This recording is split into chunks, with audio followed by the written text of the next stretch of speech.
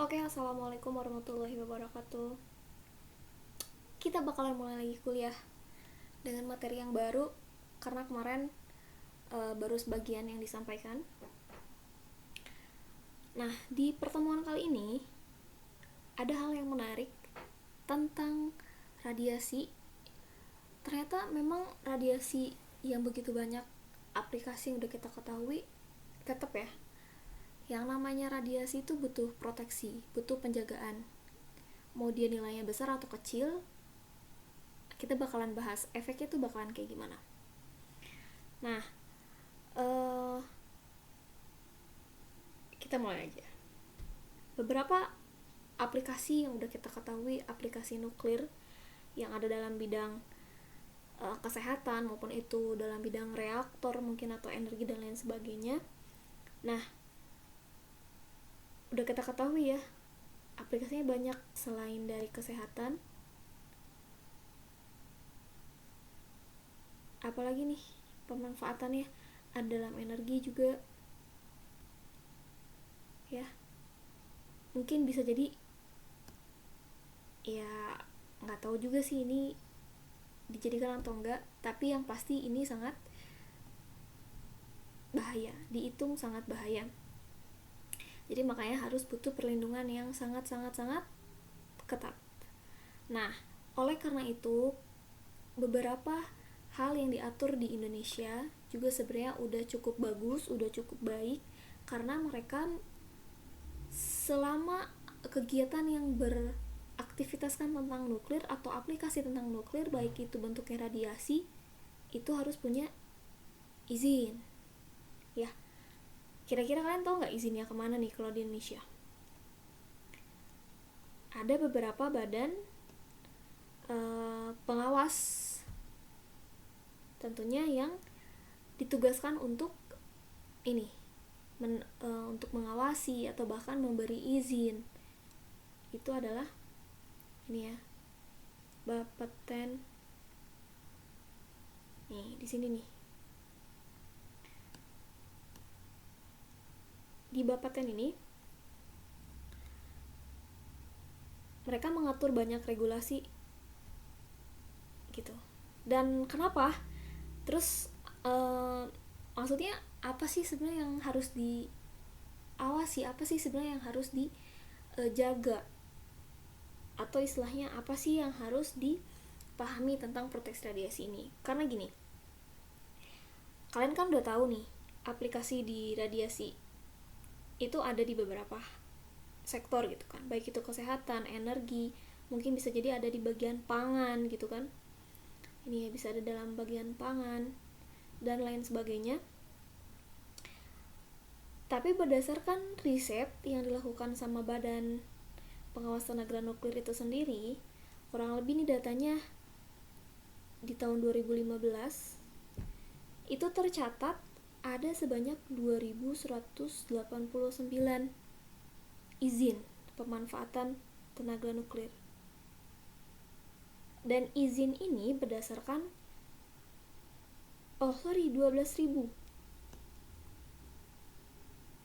Jadi ada 12.189 izin pemanfaatan nuklir untuk sekitar 2.894. Ya, kebayang dong, di tahun 2015 aja itu sekitar 12.189. Ini berdasarkan instansinya nih. Berarti kalau sekarang di tahun 2020 ya dipastikan meningkat juga kan, dan mereka yang mengatur regulasi-regulasi tersebut. Dan ternyata dari seluruh izin yang ada di sana, kalau kita dilihat di tahun 2015 nih,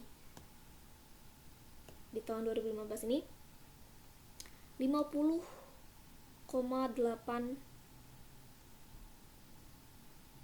itu dari 2061 instansi, dan sisanya yang gak masuk ke bagian sini itu sekitar 71,2% ya. Itu ada di bidang apa? Ada di bidang medis atau kesehatan.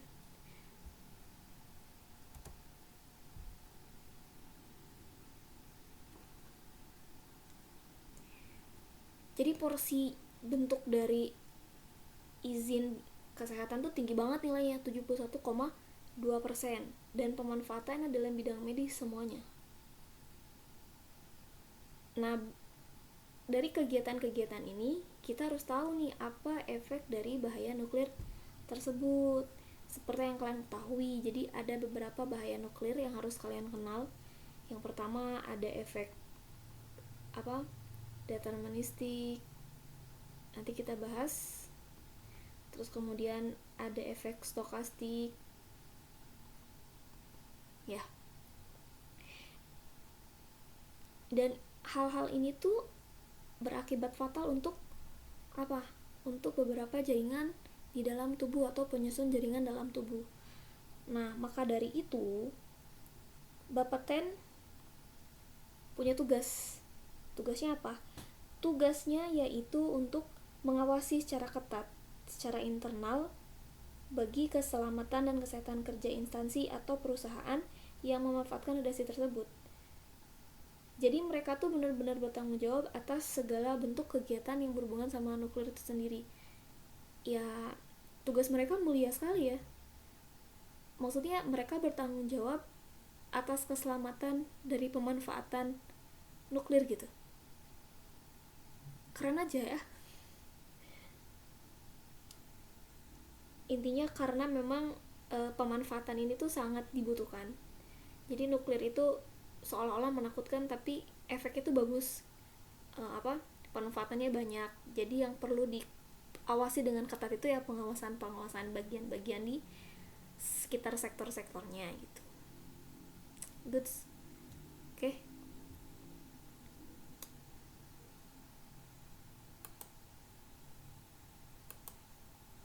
Oke, kita lanjut lagi. Itu beberapa introduction sih sebenarnya.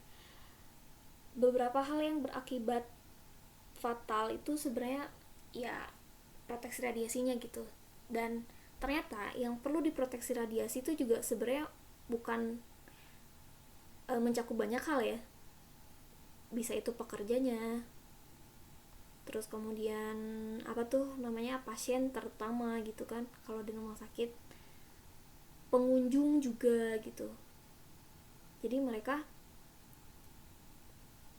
punya porsinya masing-masing, tergantung juga alat yang digunakan itu, alat radiasinya atau enggak sumbernya ya.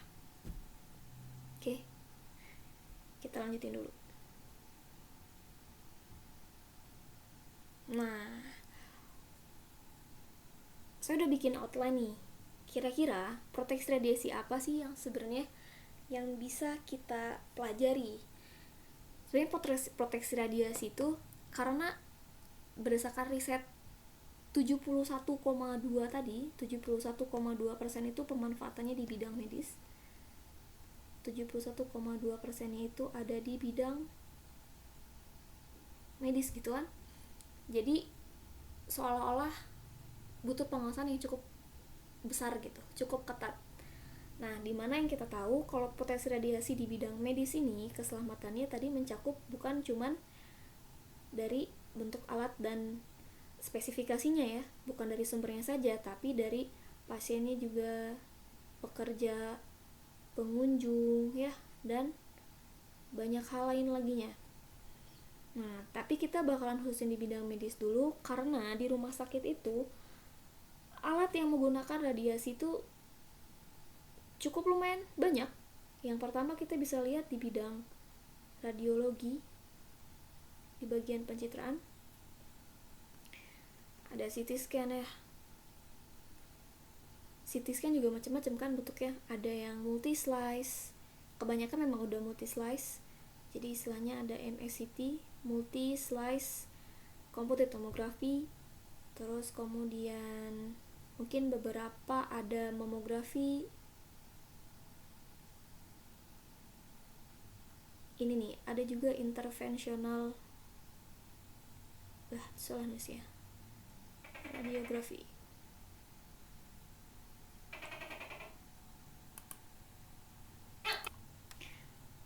Terus ada di bidang apa lagi nih? Selain bidang radiologi, ada bidang radioterapi.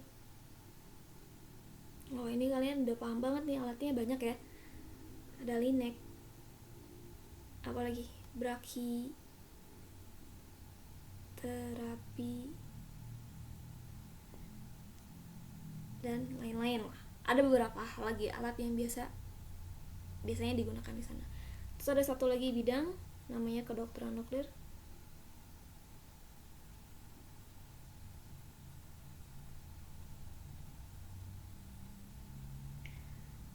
Ya, jadi di bidang-bidang medis ini 3 bagian yang biasanya memang menggunakan proteksi radiasi tentunya, di bidang radiologi, radioterapi, dan kedokteran nuklir. Sebenarnya ada yang menyebut bukan cuma radiologinya aja, tapi istilahnya ada ini nih, apa, radiodiagnostik ya,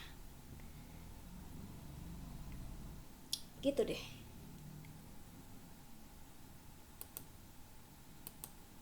Oke, lanjut lagi ya.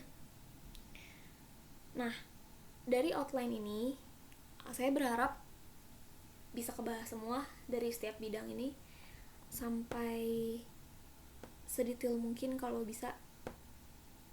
Tapi sebelum bagian-bagian kita masuk ke bagian radiodiagnostik, radioterapi untuk bagian proteksi radiasinya, alangkah baiknya kalau kita kenal dulu tentang efek kesehatan radiasi nih. Kita mau bahas kalian.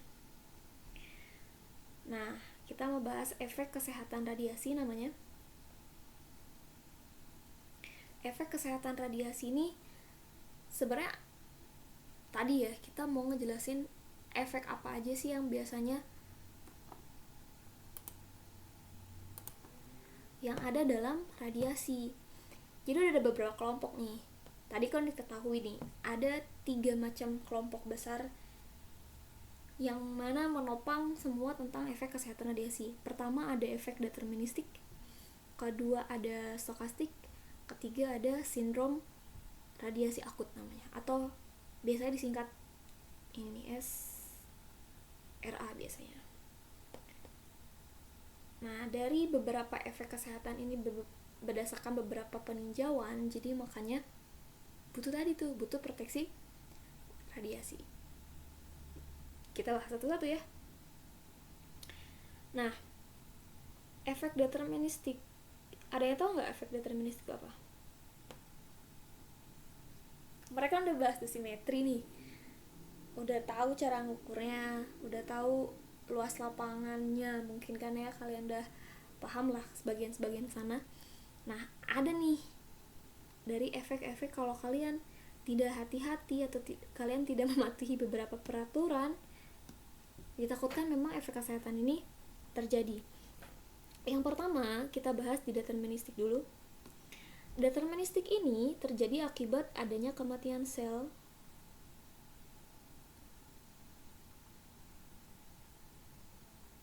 istilahnya dead cell, ya selnya tidak akan lagi berkembang, penyusun tubuhnya akan berhenti di situ.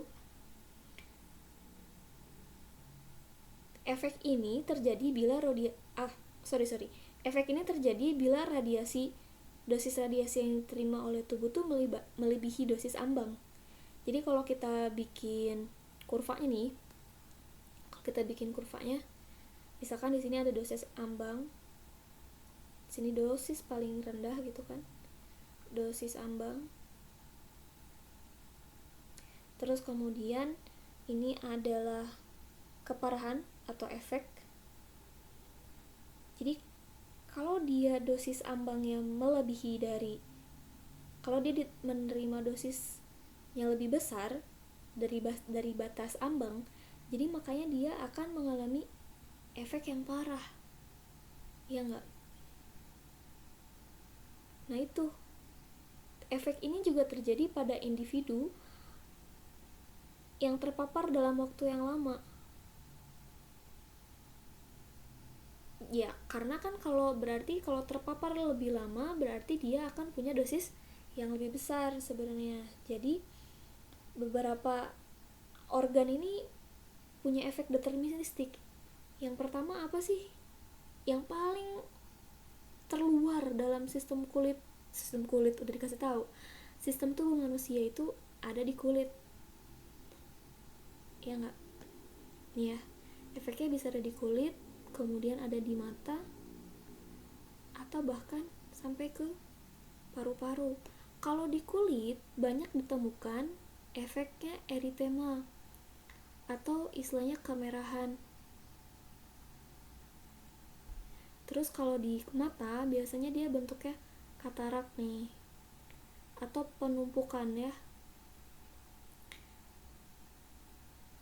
Kalau di paru-paru bahkan ditemukan dia ada yang bentuknya pneumonia. Gitu. Nah, kita coba deh baca pelan-pelan ya. Kalau di kemerahan di kulit ini dia bentuknya variasinya berdasarkan dosis nih. Dia biasanya rentang dosisnya itu 2 sampai 3 gray dan terjadi biasanya waktunya 6 sampai 24 jam. Kalau di katarak bisa jadi lebih lama ya. Dia 3 sampai 8 gray. Terus kemudian sorry. Saya punya ininya kok. Punya tabelnya biar gampang.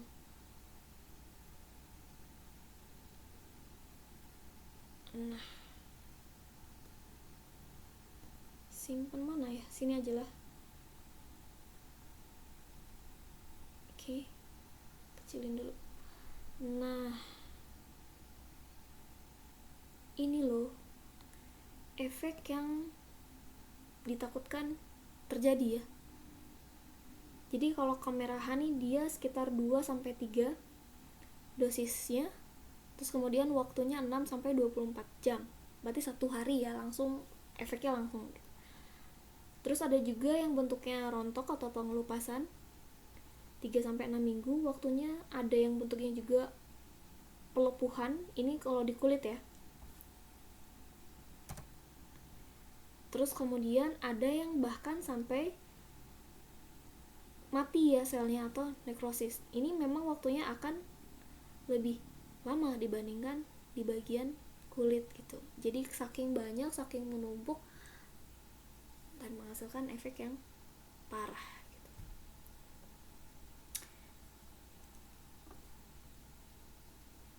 Kita lanjut dulu stokastik ya. Nah, kalau di bagian stokastik, sebentar. Oke. Ini tadi udah dibahas, ada kulit, mata, paru-paru, terus kemudian ada yang kelewat. Ada organ reproduksi nih. Organ reproduksi bentuknya bisa janin gitu kan. Terus kemudian kalau di pria mungkin terjadi di bagian gonad, sama-sama punya gonad ya, organ reproduksi. Kalau di laki-laki gitu kan, pembentukan sel spermanya jadi terganggu gitu kan. Terus kemudian selain itu juga dia akan menghasilkan kemandulan biasanya kalau ada beberapa jaringan tentang organ reproduksi yang terganggu. Nah, kemudian besarnya dosis radiasi ini dia punya ambang batas, nilainya sebesar 0,15 gray.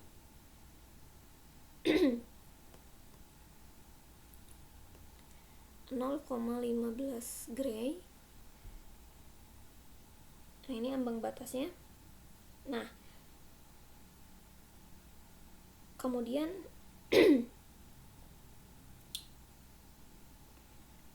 ada kelenjar nih, kelenjar tiroid juga bisa jadi terganggu karena proses kelenjar tiroid itu dia untuk metabolisme kan, jadi metabolismenya pasti terganggu nih. Ini ada dosis ambangnya sekitar 200 gray. Nah, selain organ reproduksi tadi udah dibahas, juga ada janin. Janin yang usianya masih muda, 0 sampai 2 minggu, biasanya dia sangat rentan. Jadi ada hitungannya ya. 0 sampai 2 minggu ini sangat rentan. Jadi dosis radiasi yang diterima pada usia kehamilan 0-2 minggu nih sangat rentan ya. Jadi memang harusnya punya penjagaan yang ketat atau paparan radiasi yang lebih ketat lagi gitu. Belum selesai nih, kita mau masuk ke stokastik. Jadi kalau efek stokastik ini dia tidak mengenal ambang batas, tidak ada ambang batas. Dia nggak ada ambang batasnya, karena memang serendah apapun nih ya, serendah apapun dosis yang dia terima, dosis radiasi yang diterima, selalu ada peluang nih, selalu ada peluang. Peluangnya tetap ada, harga mati. Jadi kalau kita bikin kurvanya nih, kalau sama ya, di sini ada dosis radiasi, terus kemudian di sini peluangnya, atau saya singkat P aja, ini dosis maksudnya.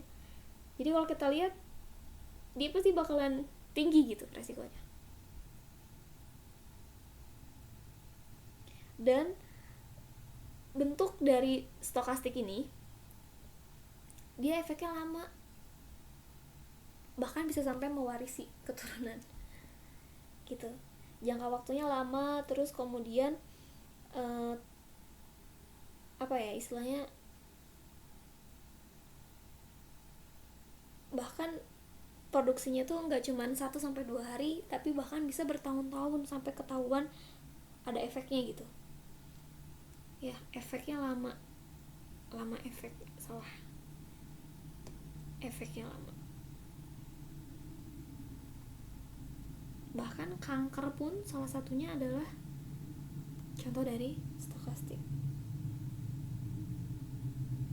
Mungkin memang bukan pure banget langsung dari nuklirnya gitu kan, langsung dari radiasinya.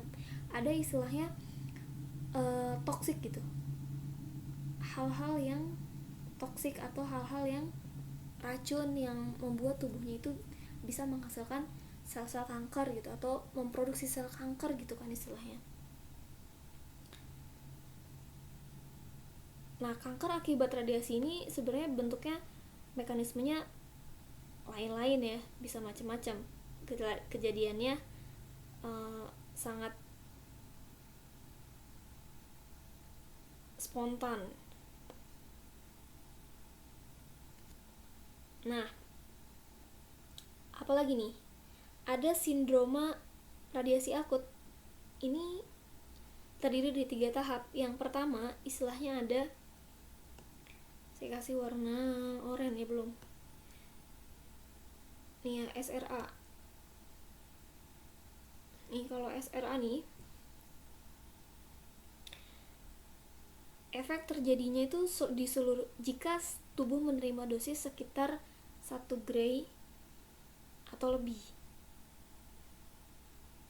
Gejalanya tuh bersifat umum, misalkan dia mual gitu kan, muntah. Waktunya memang bakalan terasa 2-3 jam gitu. Nah, tahap-tahap yang lain kalau misalkan mual muntahnya itu, ada yang salah nulis, mual muntahnya itu tidak makin parah misalkan, nah itu dikhawatirkan memang dia termasuk dalam kategori ini nih. Kalau dia makin parah gitu kan, ditakutkan dia udah punya sindrom namanya, udah berubah jadi sindrom. Kalau biasanya dia sindromnya ada di pembentukan darah, atau istilahnya sindrom hematopik. Terus kemudian ada di sistem pencernaan, sindrom pencernaan. Terus yang ketiga, dia ada di sistem saraf gitu. Nah, biasanya secara umum nih diketahui pula kalau misalkan dosis radiasi tubuhnya diterima ini fakta ya, 6-10 Gray dia harus cepat-cepat langsung dikasih tindakan gitu. Karena kalau telat ya udah nggak bisa dibantu. Jadi misalkan wah dia udah terpapar banyak nih, dia udah nggak bisa dibantu karena udah terlampau besar gitu dosis yang dia terima, meskipun dia udah pakai transportasi darah gitu kan, kok transportasi sum-sum gitu kan buat memproduksi banyak sel, tetap aja. Jadi memang begitu sebahayanya bagian-bagian yang harus kita amati hari ini ya. Gitu tentang efek kesehatan radiasi. Kalau ada yang bertanya kita bahas aja ya langsung. Oke, makasih semuanya.